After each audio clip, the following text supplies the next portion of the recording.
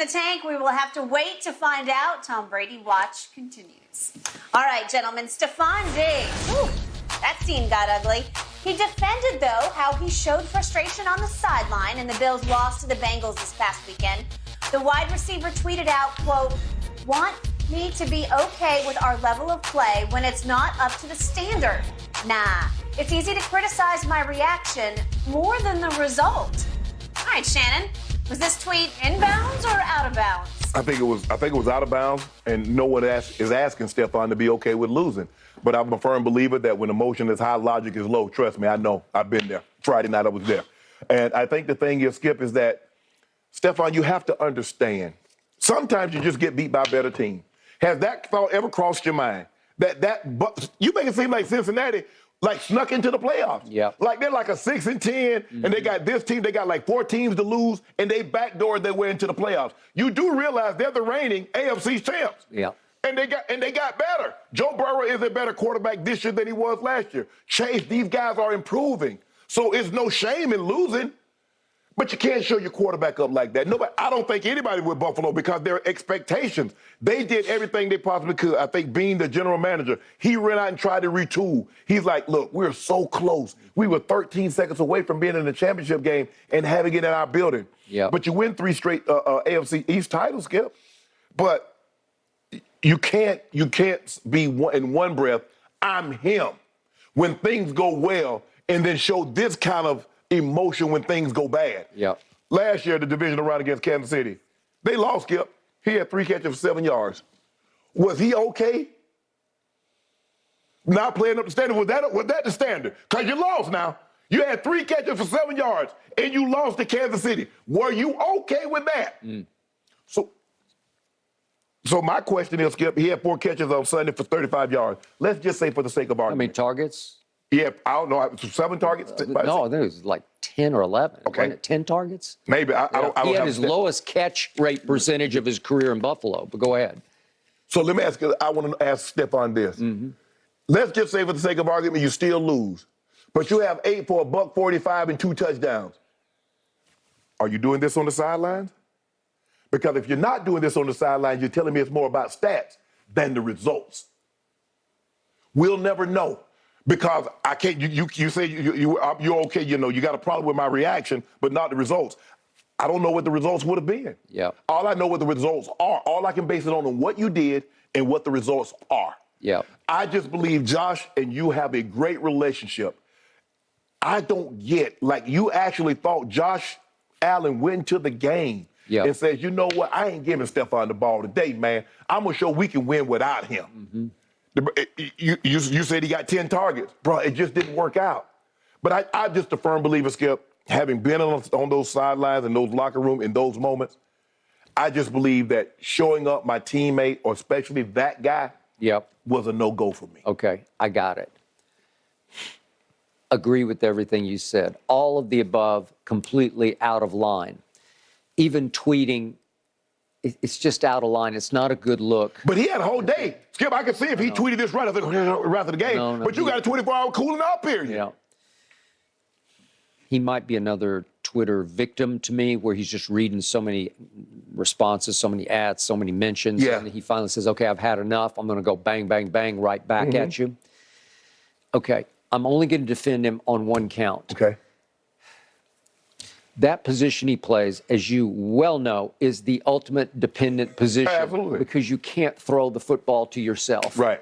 And you're a prisoner and sometimes a victim of what the quarterback doesn't do. I believe he believes that stats and results are intertwined, because he believes this team goes as he goes. Right. And you can make a case for that. So they're all part and parcel of each other, where you say, are you about stats or winning? And he said, I'm about both, because if I get my stats, we win. That would be his mindset right here, right now. I just believe he gets increasingly frustrated with his quarterback, because I've told you from day one about Josh Allen.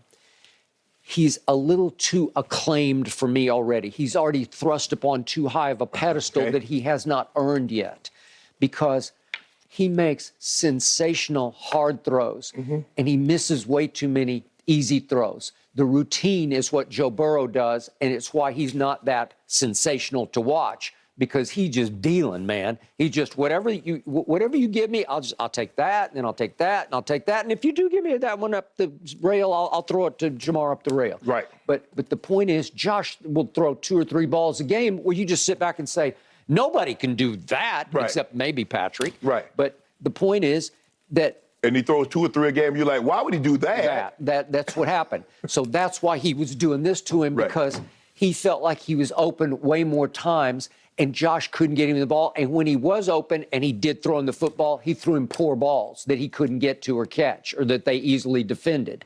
So he caught 1 ball for 8 yards throughout the second half, and it drove Stefon Diggs out of his mind till he lost it. What do you say? Emotions running so hot, you have no logic, okay? There's no logic left. So he's grandstanding, showing him up in front of the world. And to Josh's credit, he just kept his head down like this and never even acknowledged him. Right. Okay, the reason I'm torn about this one is I wanted to see a little more of that anger and emotion from my team in the next game at San Francisco, and I didn't see it. I think my team was very happy to beat Tampa at Tampa, beat the GOAT at the GOAT, and then whatever happened at San Francisco was just fine. I don't think any of them lost any sleep. I don't see any of them tweeting out of anger. I don't see any of them F-bombing like Brady did, because they don't care that much about it, because nobody is afraid of losing their job there. There's no fear factor. There's no Mike Shanahan coaching this team. There's no Jimmy Johnson coaching this team. There's none of those guys upstairs, because it's just good old Uncle Jerry, Granddad Jerry upstairs. And he'll be fine with this because he loves us. He's going to take care of us. He always takes care of us. Well, that's the attitude. Did you see those ratings? Jerry's going to be like, did you see those ratings? And in the end, is that all that matters to Jerry? I guess so. What do you say about playing on a short week? Or playing on a Monday night and then turn around and say, hey, we got to play on Monday night. Got those lights. We got those bright lights. Okay. He loved it. Okay. The rest of it's just business. Okay. Skip, I think the Cowboy players are upset, Skip, because when you get to the tournament, you win a game, you're like, man, we one step closer.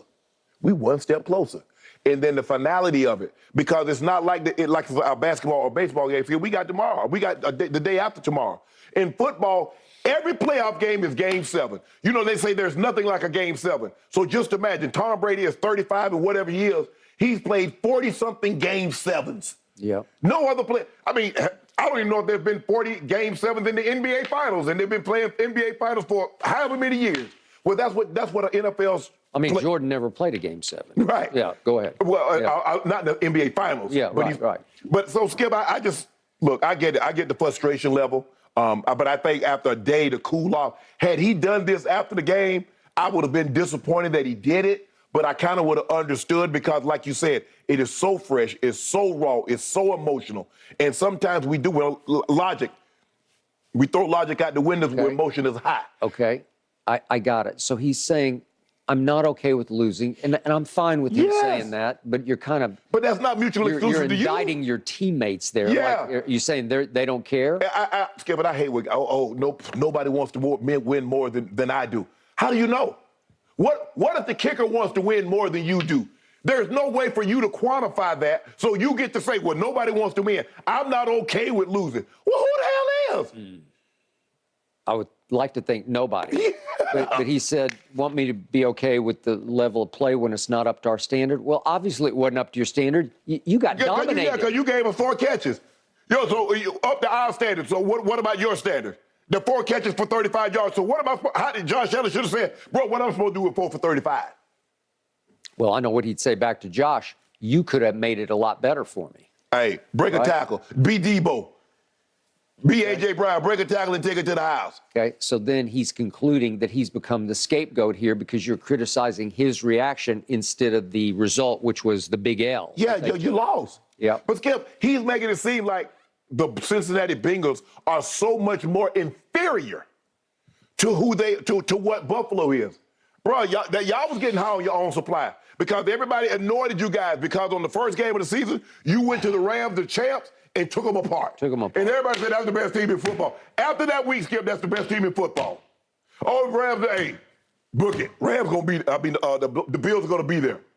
That seems like 2 years ago, but you're right. It does. Yep. It does. So look, I get it. But bro, I'm just not one to show up a teammate. I mean, when we get in the locker room, I might say, bro, that was some bullshit what you did out there today.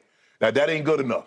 But not in front of the, because Skip, I already know and the cameras weren't nearly as many cameras on the side as they are now. So you can't do anything. Because remember the camera called Dak's reaction? Go for effing two. Mm-hmm.